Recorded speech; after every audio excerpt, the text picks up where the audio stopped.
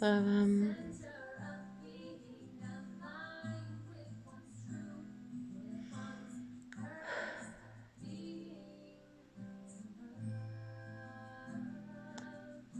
I guess I wanted to come on and talk about how I've been today and what's happened and how I'm feeling, and like messages that I wanted to leave, because obviously originally when I made certain plans, I had plans of like either bringing comfort or leaving something of value behind. And one of my ongoing frustrations in life is not being able to make a big enough difference in the world. And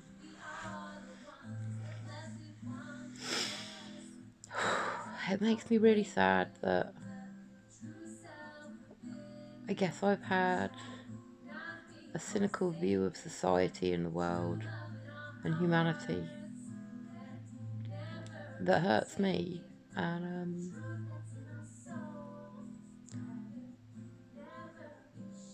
like, there's so much that's happened to me on a personal and intimate level that has caused trauma and hurts. And then when I look out at the world and society and government and politics and the environment and war and homelessness and poverty,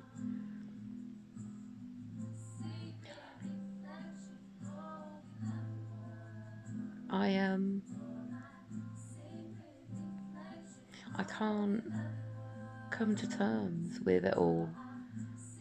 And I felt like I was in this world to change something. Like, why have the values and the priorities and the intelligence and the ideas and the dreams and the emotions that all line up and not be able to use them?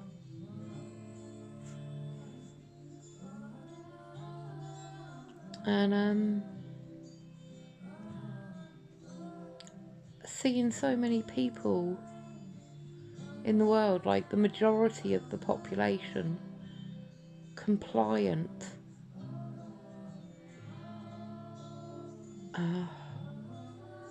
just going along with it all.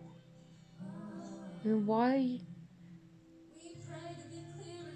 are you going along with it all?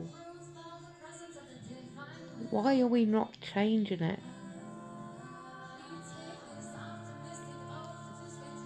Because when we're complacent and complicit and compliant, we're also creating it. We're creating this world, this shit show, this crazy, messed up shit show.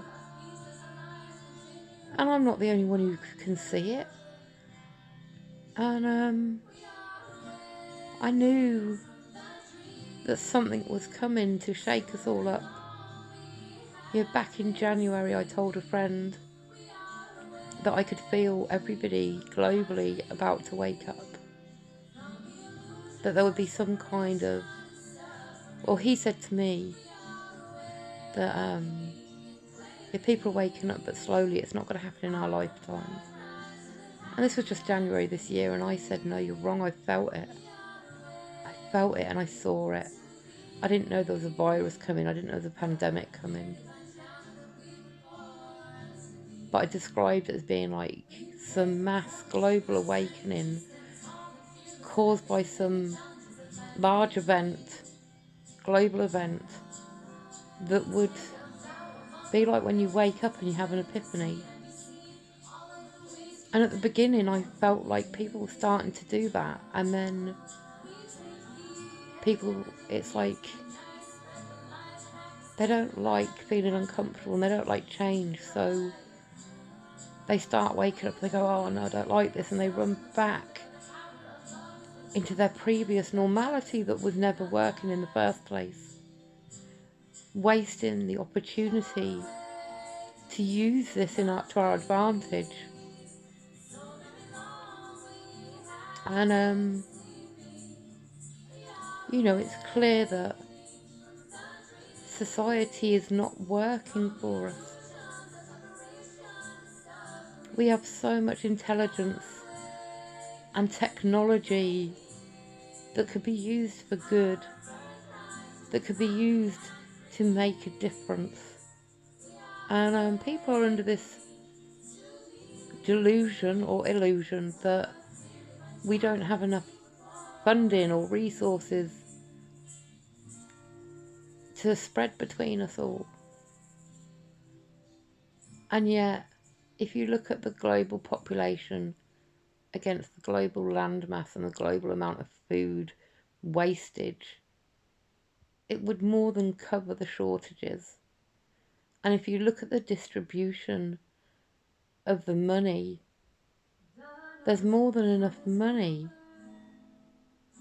But then we don't really need a monetary system. I realise it'd be too hard to change. I don't mean microchips and digital monetary systems either. I mean, like, people are working so many long hours to try to afford to pay the bills to keep them in some kind of life of luxury that they have no time to even enjoy because they're working all the time. And they're having children that they don't spend time with. You know, really getting to know each other, connections. And we don't spend time in our communities and in society getting to know one another and building connections, meaningful relationships. And people are isolated and alienated even before the lockdown. But I thought that the lockdown would show people what it's like to be isolated and alienated, so they could have the empathy and the compassion for others and not want to allow it to continue. And you know, we recognised we had to help our neighbours and give out care packages and make sure everybody was alright. But where did that go? Where did that go? You know, the minute you all go back to work and lockdown's over, those people don't matter anymore. And you talk about wearing masks and social distancing and lockdown again and closing businesses to protect the vulnerable or the extremely vulnerable and the elderly and the disabled and the sick, but none of you cared before. And none of you care after. So it's false. It's false. You're using us as scapegoats or an excuse to go along with the government agenda. But it's all crap because none of you give a shit. You didn't give a shit before, you didn't give a shit after, and you won't give a shit when it's all gone away, if it ever all goes away.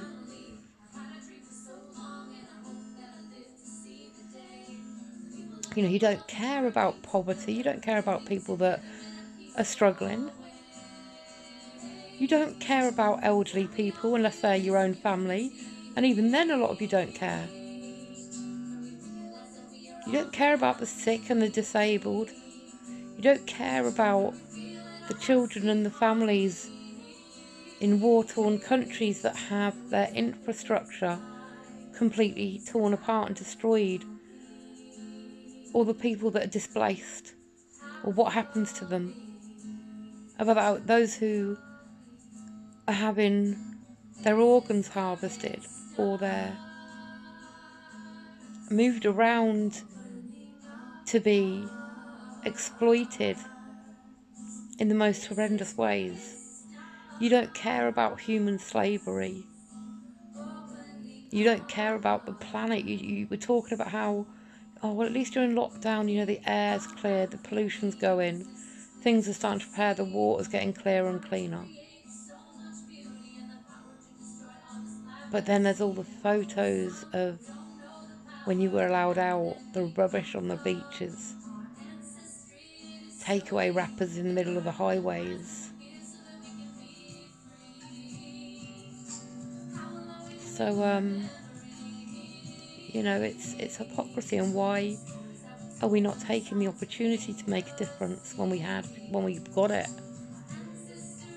Why are we not taking the opportunity to take stock of our own personal lives and the world at large? Society. Building, you got an opportunity to build your communities. It was happening. You could have kept it. Why are we not? If the government cares about our health, or if you care about our health, why are you not going out into open spaces and planting seeds to grow for food that's easily and freely accessible to everybody, but especially for those who are suffering poverty or homelessness? Where is the self-responsibility, the societal responsibility, the communities? Where is it?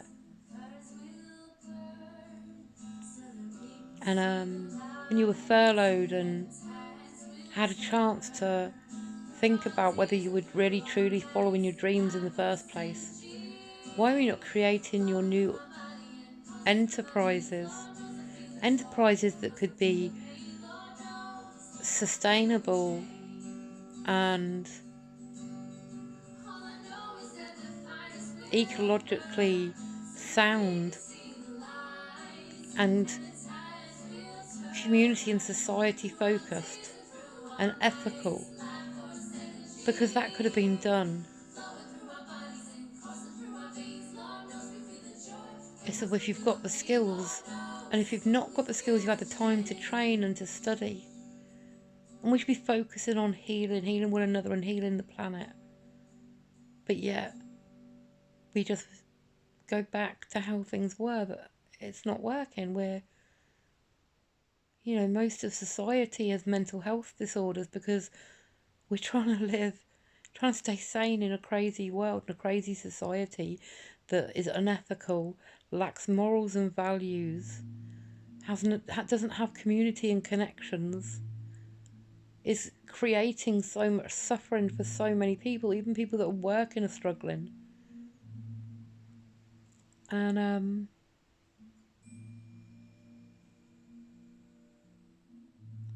simple solutions like planting seeds in open public areas, and there's lots of that. There's lots of it. You'll petition to stop them building houses, but you'll just leave the land doing nothing when it could be helping. And by lifting people out of starvation and struggle, they can start meeting their higher needs and then become contributing members that also participate in healing the community and the society. Because the thing is you moan about these people, you moan about them, but yet when people have nothing, there's a hierarchy of needs. And people's first initial needs that have to be met before they can even consider the hierarchy of needs is to be eating nutritional food, not to be starving or malnutritioned. It's to have somewhere warm to lay their head at night so they can sleep. Their health comes first. And you can't even start to begin to consider the hierarchy of needs until you meet the basic needs. So then you've got no right to be moaning about those people unless you're lifting those people out of survival mode so they can start contributing.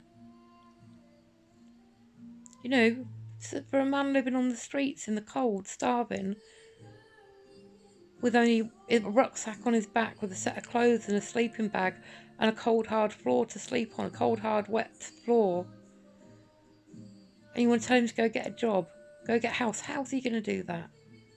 But when you meet those basic needs, then he may be able to do the next step. So, those people who already got those needs met are at the top, getting the top hierarchy of needs met. They can't even seem to contemplate why the people who haven't got their basic needs met aren't able to contribute towards the bigger issues. And they call them scum and all the names they do on the media.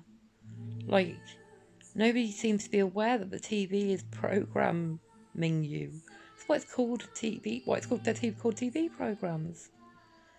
Just look into neuro-linguistic programming about how what we observe, what we watch, what we take in, what we absorb, what we listen to, changes our thoughts and our feelings process by going into our unconscious and our subconscious mind. Look at social sciences or anthropology about how society and communities and people and lives are made and remade. Look at the power structures. Look at the media. And when you start to understand that, you truly understand it. You'll understand how the media, whether it's TV, radio, or what you're reading, that it's really important to be consciously seeking out that which will change your thought process to being ecologically minded, community minded, health minded, rather than just mindlessly watching and reading and listening to things that will deteriorate values and spirituality and healing and remove your opportunities because you don't have the right mindset and the right thinking capabilities. We're wasting our minds. We're wasting our minds with the mindless jobs you do. We're wasting our minds with the mindless media that you absorb. And not wanting to change the status quo and not wanting to do anything for the betterment of humanity. Not wanting to take self-accountability and self-responsibility for what you can do, especially when people come together. And yeah, you might look at all the problems in the world and go, I can't solve all that, but by people starting to build their communities, that you start off small, you build your community, you build that ecologically. And when there's lots and lots of different communities that are now all ecological, that spreads, especially when you show that it can work and you iron out the creases, and that those ecological communities are healing, they're good for your mental health, they're good for the whole community's mental health, and there aren't people isolated and alienated, and everybody's basic needs are met, so they can start thinking on a higher need level. And and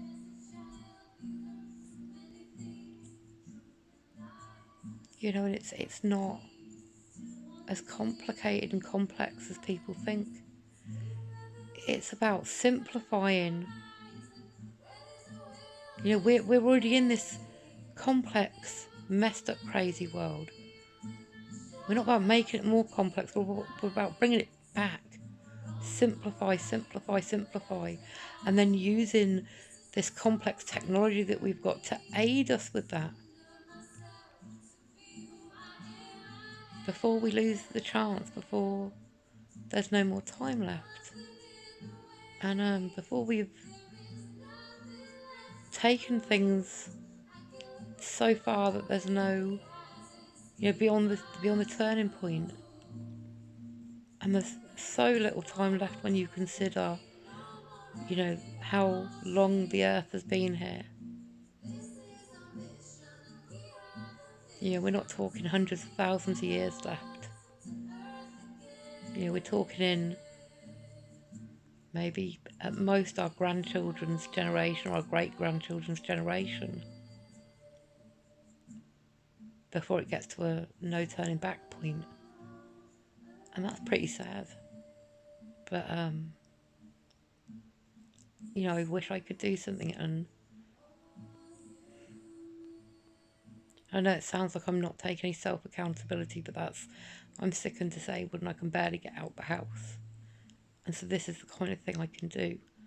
And I'm scared that this can't make the impact that it needs to make on the world. But, start with just planting food. Start the seeds.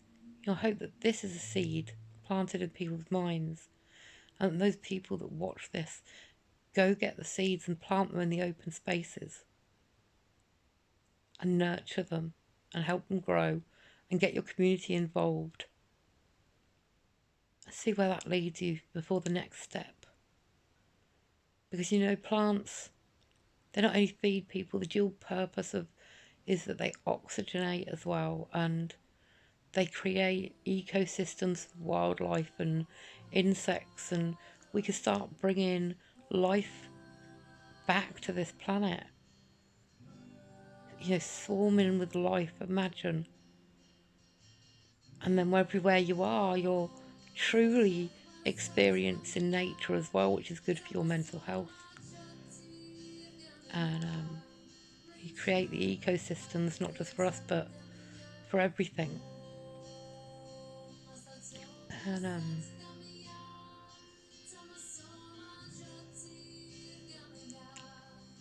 I know I'm going to leave the world before I see it. And yeah, I had hypnotherapy this morning with Carl Smith as well to remove trauma, and it seemed to have worked at the time. And then earlier I was in tears again about Martin, but I'm just accepting that it hurts. Just accepting I feel how I feel, and it's okay. And I'm probably going to carry on being hurt. I don't think I'm ever gonna stop hurting. Because it hurts, that's it. It's just, you know, it just does. But I'm getting closer to forgiveness. And that's what I want, and I like that. I like that I feel closer. And when I listen to music like this, and I've been listening to quite a lot of music and stupidly looking at his WhatsApp and his emails, but I don't feel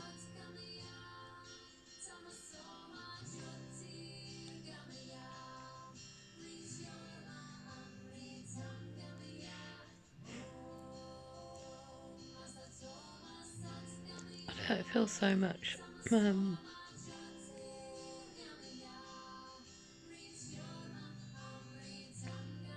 I do.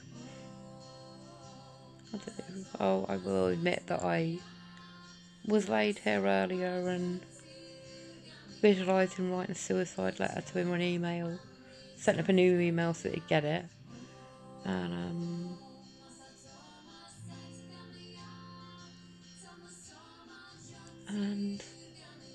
sending him a link to my videos, and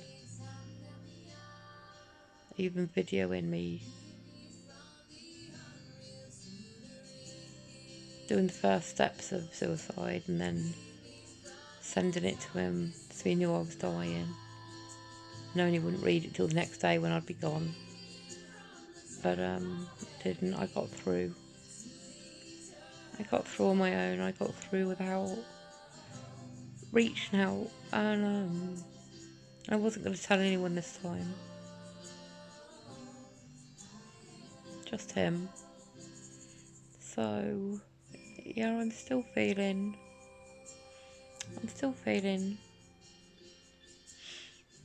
whatever this is. I don't even know anymore. I'm just so confused and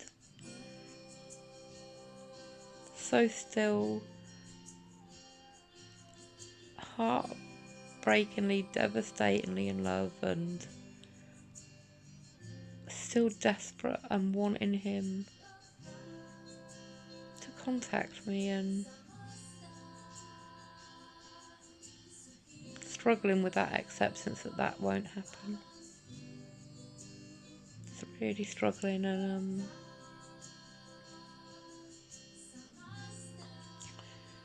but still forgiveness is coming, and that's, you know, I know forgiveness is the first step towards healing for myself.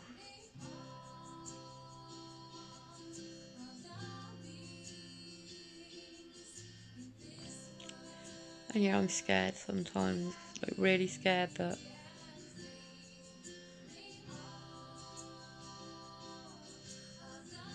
that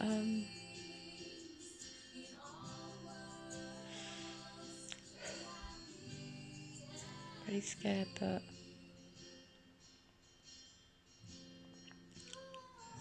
I won't heal in time before the distress and the pain and the hurt wins. All the scary thoughts. I texted the hypnotherapist earlier saying that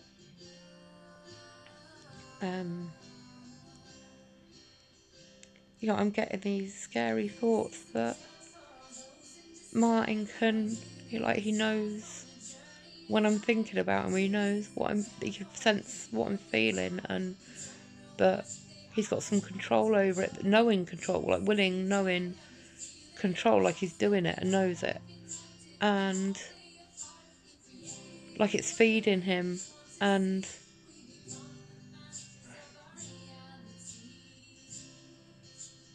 his well-being and state will be improving as a result of mine deteriorating like some kind of vampire. And then I was having panic attacks, and then with those kinds of thoughts, and then telling myself that's a paranoid delusion, and then being scared of that I'm going crazy. And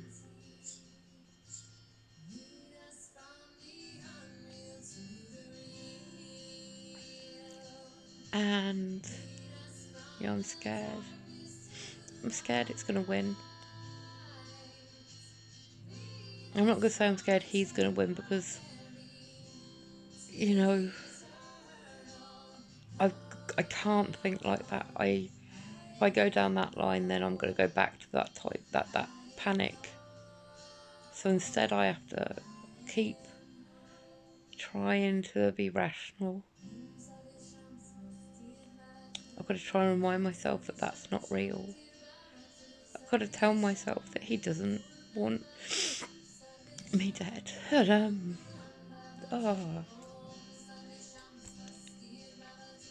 like, does he want my...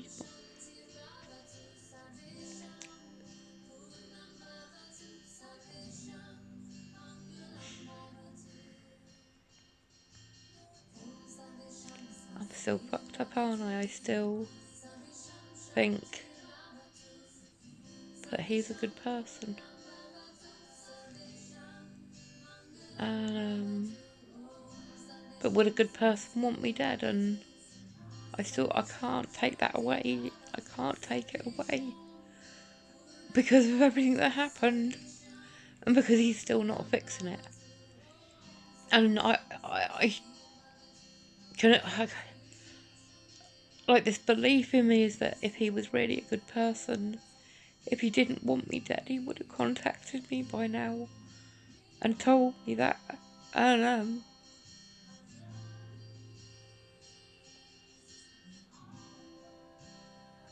but like, I just got in my head that, you know, if I die, all his problems go away. Like, I'm the problem in his life. And you know, I've never wanted to believe that there could be anybody that existed that would want someone else to die to protect themselves. and I'm scared. I'm scared what it's doing to me, and I'm scared in case it's a paranoid delusion.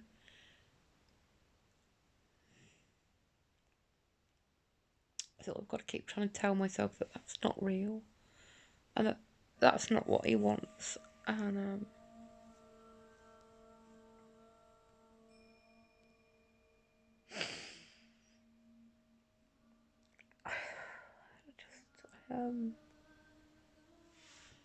I am. It's really late.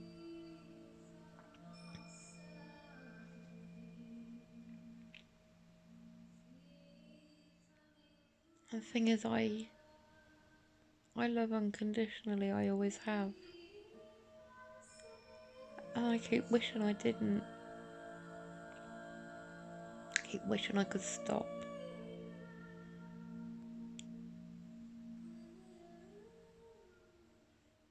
Because it hurts. It hurts.